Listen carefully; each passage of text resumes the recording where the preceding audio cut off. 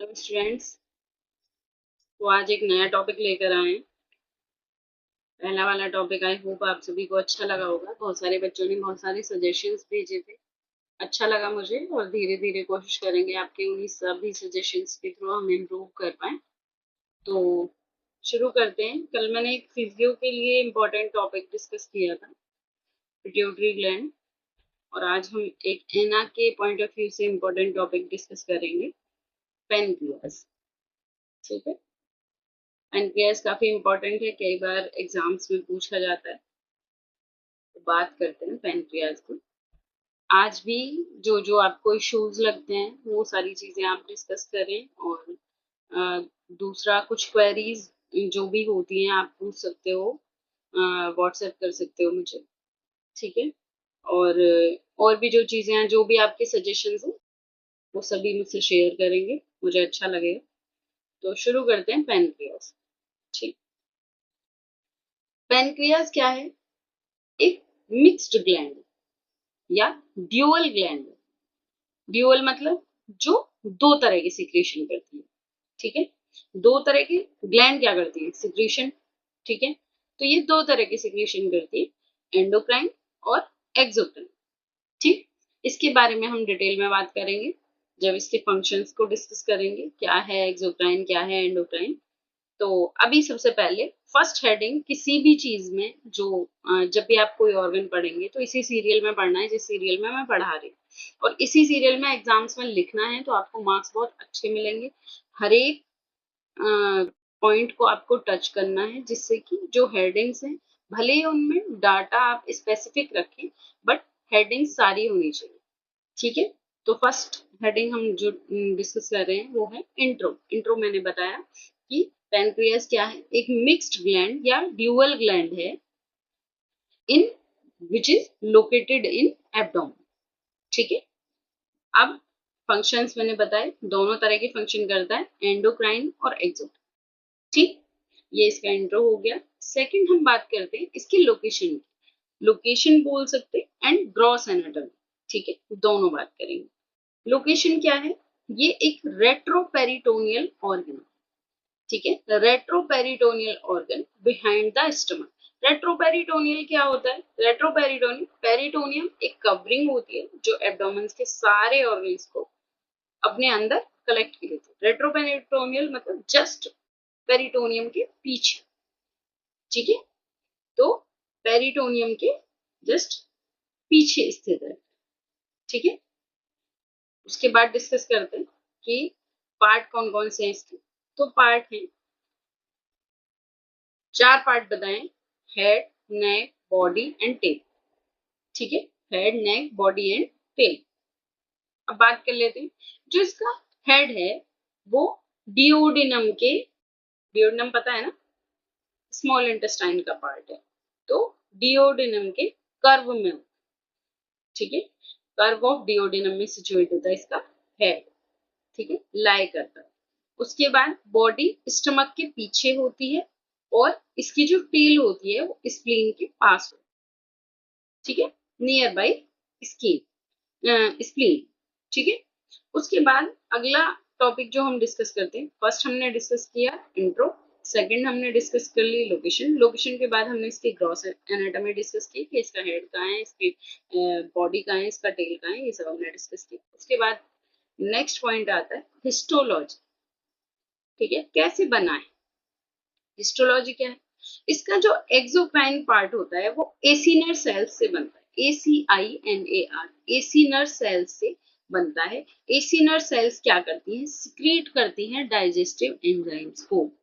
ठीक है, digestive enzymes को सिक्रीट करती हैं। एंडोक्राइन सेल्स जो होती है वो लैंगरहैंस के आइसलैंड, आइसलैंड ऑफ लैंगरहैंस में, आइसलैंड ऑफ लैंगरहैंस में अल्फा, बीटा, डेल्टा और पीपी सेल्स होते हैं। ठीक है, alpha, beta, delta and PP sales होते हैं। ठीक है। अब देखते हैं अल्फा सेल्स। अभी यहाँ पे सिर्फ नाम बता रही हूँ, क्या काम करते हैं क्या नहीं करते हैं वो हम फंक्शन में डिस्कस करेंगे। तो जो अल्फा सेल्स होती हैं, अल्फा सेल्स ग्लूकागोन सिक्रीट करती हैं, बीटा सेल इंसुलिन सिक्रीट करती हैं, और डेल्टा सेल सोमेटोस्टेनिन सिक्रीट करती हैं। ठीक है, और एक होता है पीपी। ठीक है, पीपी सेल्स होती है पैनक्रिएटिक पॉलीपेप्टाइड। ये पैनक्रिएटिक पॉलीपेप्टाइड सिक्रीट। क्लियर है? ये हो गई इसकी हिस्टोलॉजी। उसके बाद नेक्स्ट आता है ब्लड सप्लाई। ठीक है, ब्लड सप्लाई में भी दो चीजें बात करेंगे, एक आर्टीरियल और एक वेनस। तो आर्टीरियल की बात करते हैं। मैंने 3 ऑर्गन बताए जिनसे ये टच रहती हैं, तो कहीं ना कहीं उनसे रिलेटेड ही इसकी सप्लाई होगी। ठीक है, नीचे बताया था स्प्लीन से इसकी टेल टच होती है, तो स्प्लीनिक आर्ट। ठीक है, दूसरा मैंने बताया था डिओडिनम से टच होती है, तो superior and inferior pancreatic duodenal artery. समझ गए? पैनक्रियाज और डिओडिनम, सुपीरियर और इंफीरियर आर्टरी। याद होगी आर्टीरियल सप्लाई। उसके बाद थर्ड हम डिस्कस करते हैं वेनस। वेनस सप्लाई क्या है? इसका वेनस ड्रेनेज किससे होता है? Portal veins. ठीक है, इससे होता है पोर्टल वेन्स। ठीक, अब अगली हेडिंग क्या डिस्कस करेंगे? Lymphatic and nervous. ठीक है, अब लिम्फेटिक नोड्स में क्या है? लिम्फ नोड में देखते हैं। देखो, मैंने पीछे भी बताया है, जो भी ऑर्गन्स अटैच है उन्हीं से रिलेटेड होगा। स्टमक से अटैच था तो उसमें मिलेगी पाइलोरिक नोड। सभी को पता है पाइलोरिक किसका पार्ट है? स्टमक का। तो कौन सी नोड मिलेगी? Pyloric node. एक और आता है पैनक्रिएटिक स्प्लीनिक। कौन सी? Pancreatic splenic nodes. कौन सी? Pancreatic splenic nodes. क्लियर है? सप्लाई में कौन सा आया? Pancreatic duodenal artery. और यहाँ पे नोड कौन सी आ गई? Pancreatic splenic node. ठीक, उसके बाद अगला आता है, बात करते हैं नर्व सप्लाई की। नर्व सप्लाई कौन सी है? सिंपैथेटिक और पैरासिम्पैथेटिक दोनों है। सिंपैथेटिक है via splenic nerve. Splenic nerve SPLANCHNIC splenic nerve. और पैरासिम्पैथेटिक में है वेगस। ठीक है, क्लियर है? अब इसके बाद मोस्ट इंपॉर्टेंट चीज डिस्कस करेंगे, जो है फंक्शंस। क्या काम करते? ठीक, अब यहाँ पे हम डिस्कस करेंगे exocrine and endocrine. Exocrine function क्या है? कहते हैं बाहर सिक्रीशन होता है। बाहर कहाँ? कहाँ बाहर? तो क्या करती है? जो एक्सोक्राइन फंक्शन होते हैं वो आंतों में एंजाइम छोड़ते हैं, इंटेस्टाइन्स में एंजाइम छोड़ते हैं। कौन से एंजाइम? अभी जिनके हम नाम डिस्कस करेंगे। ये ये जो एंजाइम्स होते हैं, इन एंजाइम्स को पैनक्रिएटिक डक्ट से डिओडिनम तक ले जाता है। ठीक है, पैनक्रिएटिक डक्ट से कहां तक जाते हैं ये एंजाइम्स? डिओडिनम तक। कौन से एंजाइम्स आते हैं एक्सोक्राइन फंक्शंस के लिए? तो उसमें है, आपने सुने भी होंगे, माइलेज, लाइगेज, ट्रिप्सिन, काइमोट्रिप्सिन और बस यही, एमाइलेज, लाइपेज, ट्रिप्सिन, काइमोट्रिप्सिन। ठीक है, अब बात करते हैं कि क्या करते हैं ये एंजाइम्स क्या करते हैं। तो हम देखते हैं कि जो पहला आता है एमाइलेज। एमाइलेज क्या करता है? एमाइलेज कार्बोहाइड्रेट्स को ब्रेक करता है। क्या करेगा? आपने खाना खाया, आपका जो फूड है उसमें आपने जो भी लिया उसने उसको एब्जॉर्ब किया। अब वो क्या कर रहा है कि जो कार्बोहाइड्रेट है उसको ब्रेक कौन करेगा? एमाइलेज। ठीक है, लाइपेज किसको ब्रेक करेगा? फैट को ब्रेक करेगा। किसको ब्रेक करेगा? फैट को ब्रेक करेगा। ट्रिप्सिन और काइमोट्रिप्सिन किसको ब्रेक करेंगे? प्रोटीन को ब्रेक करेंगे। ठीक है, समझ गए? प्रोटीन को ब्रेक करेंगे। ठीक, अब ये तो हो गए एक्सोक्राइन। अब बात करते हैं एंडोक्राइन की। आपने आपके मैंने बताया कि भाई देखो, जो डिओडिनम में जाकर एंजाइम को छोड़ दे, ठीक है, उसे क्या कहेंगे? एक्सोक्राइन। ठीक है, एंजाइम छोड़ रहा है इंटेस्टाइन। और एंडोक्राइन करेगा क्या? करेगा ब्लड में हार्मोन रिलीज करेगा। क्या करेगा? ब्लड में हार्मोन रिलीज करेगा। कौन कौन से हार्मोन रिलीज करेगा? कौन कौन से हार्मोन रिलीज होते हैं पेनक्रियास से? तो वो है इंसुलिन, ग्लूकागॉन, सोमेटोस्टेटिन और एक मैंने बताया था पीपी सेल्स।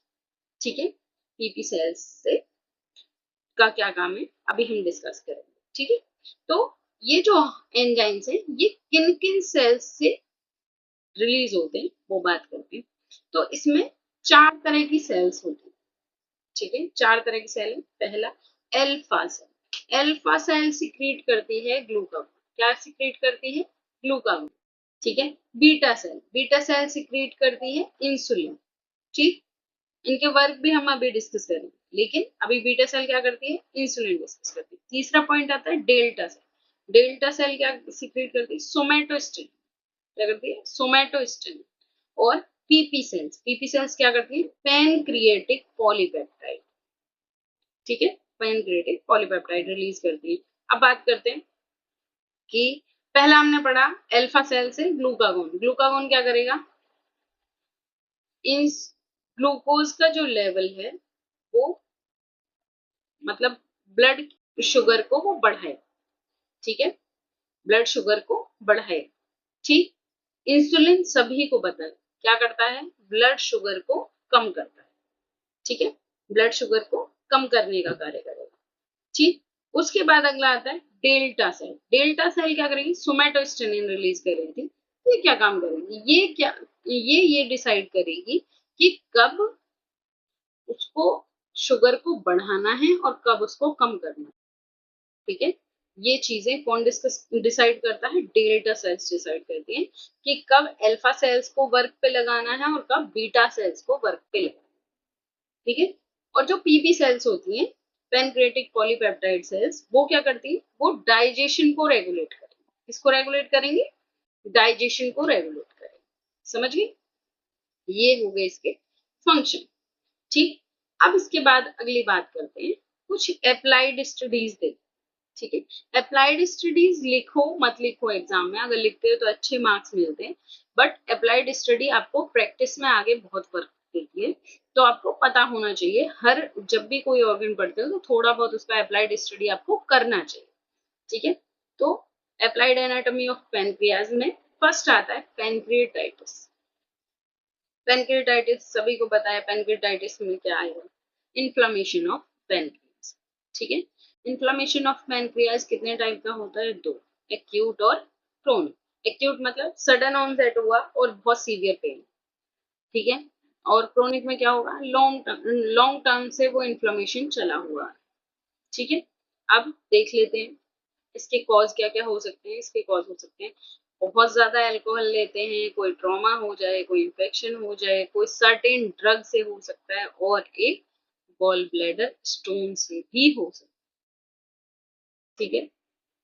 अब इसके कुछ क्लिनिकल फीचर्स होते हैं। क्लिनिकल फीचर में एपिगैस्ट्रियम से रेफर्ड पेन होता है। Epigastrium just below the diaphragm, ठीक है, इन मिड, मिड में जस्ट बिलो द डायफ्राम कौन सा पार्ट होता है? एपिगैस्ट्रियम। एपिगैस्ट्रियम से रेफर्ड पेन होता है कहाँ? रेडिएटिंग, सॉरी रेफर्ड नहीं, रेडिएटिंग पेन होता है। रेडिएट होता है मतलब वहां भी होगा और पीछे की तरफ भी जाएगा। रेडिएटिंग पेन होता है टू बैक, ठीक है। सेकंड, वॉमिटिंग होगी, नोजिया होगा, और typical typical feature amylase and lipase की वैल्यू बढ़ जाएगी, ठीक है। इन्फ्लेमेशन हो रहा है तो अल्फा और बीटा सेल्स दोनों ही क्या करने लगेंगी? नहीं, अल्फा बीटा सेल्स नहीं, एमाइलेज और लाइपेज, उसका एक्सोक्राइन फंक्शन बढ़ रहा है, इसीलिए एमाइलेज और लाइपेज ज्यादा रिलीज होंगे, ठीक है। उसके बाद अगली आती है पैनक्रिएटिक कैंसर, ठीक। पैनक्रिएटिक कैंसर क्या? मोस्टली पैनक्रियाज के हेड में कैंसर होता है ज्यादा, ऐसा मतलब बिल्कुल 100% नहीं है वही होगा, बट मोस्ट कॉमन साइट, ठीक है। क्या क्या सिम्टम होते हैं? ऑब्स्ट्रेटिक जॉन्डिस हो जाएगा, ऑब्स्ट्रेटिक जॉन्डिस हो जाएगा, वेट लॉस होगा, एब्डोमिनल पेन, बहुत सीवियर एब्डोमिनल पेन की कंप्लेन के साथ आता है पेशेंट जब पैनक्रिएटाइटिस की कंप्लेन लेके आता है या कैंसर की कंप्लेन लेके आता है, ठीक है। अब इसमें एक साइन मिलता है, कर्वोजर साइन, ठीक है। कर्वोजर साइन, कर्वोजर साइन में क्या होता है? पल्पेबल गॉल ब्लैडर होता है, मतलब आप उसे पल्पेट कर सकते हो, फील कर सकते हो दबा, ठीक है। पल्पेबल गॉल ब्लैडर होगा विदाउट पेन, दबाने पर दर्द नहीं होगा बट फील होगा कि हाँ गॉल ब्लैडर, इतनी इजीली फील नहीं होता है गॉल ब्लैडर, ठीक है। और साथ में जॉन्डिस होगा, ठीक है। उसके बाद कहाँ कहाँ स्प्रेड हो सकता है? पैनक्रियाटिक कैंसर किसी भी, जो भी ऑर्गन उसके टच में है, ठीक है, डिओडेनम से टच होता है वहां फैल सकता है, स्प्लीन में फैल सकता है, और क्योंकि डिओडेनम से लिवर टच होता है तो लिवर में भी फैल सकता है, ठीक है, तो यहाँ स्प्रेड हो सकता है। उसके बाद नेक्स्ट बात करते हैं, एक पैनक्रिएटिक स्यूडोसिस्ट हो जाती है। पैनक्रिएटिक स्यूडोसिस्ट क्या है? पैनक्रिएटाइटिस की वजह से क्या हो जाएगा? फ्लूइड कलेक्शन हो जाएगा पेनक्रियाज में, कोई भी इन्फेक्शन हुआ है उससे इन्फ्लेमेशन हुआ और इन्फ्लेमेशन होकर वहां पर फ्लूइड कलेक्ट हो गया और एक मास जैसा बन गया। मास जैसा मतलब हार्ड सी स्ट्रक्चर हो गया, ठीक है। और मेनली इसकी लोकेशन क्या है? लेसर सैक में होता है, ठीक है। सिम्टम्स एब्डोमिनल मास, पेन और पॉसिबली इसमें चांसेस होते हैं इन्फेक्शन होने के और रप्चर होने के भी चांसेस, ठीक है।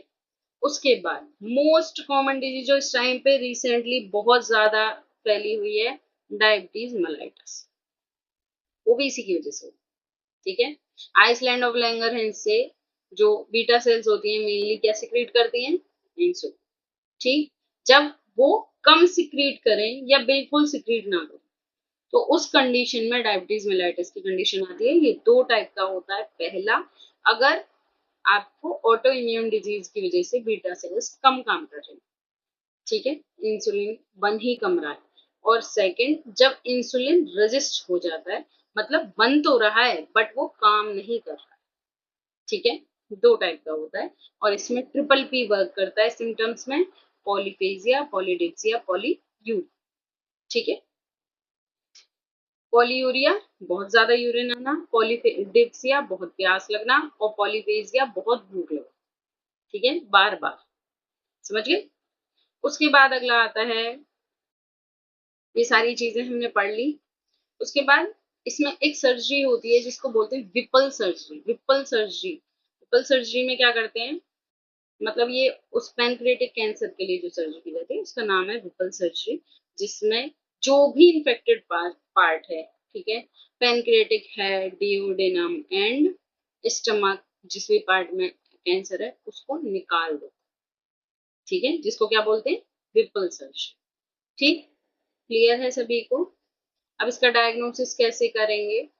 डायग्नोसिस में क्या होता है, एक तो मैंने बताया कर्वोजर साइन मिलता है, पल्पेबल गॉल ब्लैडर होगा, जॉन्डिस होगा और पल्पेबल गॉल ब्लैडर में पेन नहीं, ठीक है। सीरम एमाइलेज और लाइपेज का आप लेवल चेक करेंगे जो पैनक्रियाटाइटिस में मिलता है। सीटी, एमआरआई और ईआरसीपी के थ्रू आप इसको डायग्नोज कर सकते हैं, ठीक है। अब मेन बात आती है, हम इससे बच कैसे सकते हैं, कुछ प्रिकॉशंस लेकर बच सकते हैं क्या? हाँ, बच सकते हैं। अगर शुगर और जंक फूड कम खाएं, एक्सरसाइज रेगुलर करें और अल्कोहल यूज ना करें, ठीक है, तो उस कंडीशन में आप इससे बच सकते हैं, ठीक है। तो ये आज हमारा टॉपिक पैनक्रियाज खत्म होता है। आई होप आप सभी को अच्छा लगेगा। बताइएगा इसमें हम कुछ और डाटा ऐड कर सकते हैं तो वो। Thank you so much.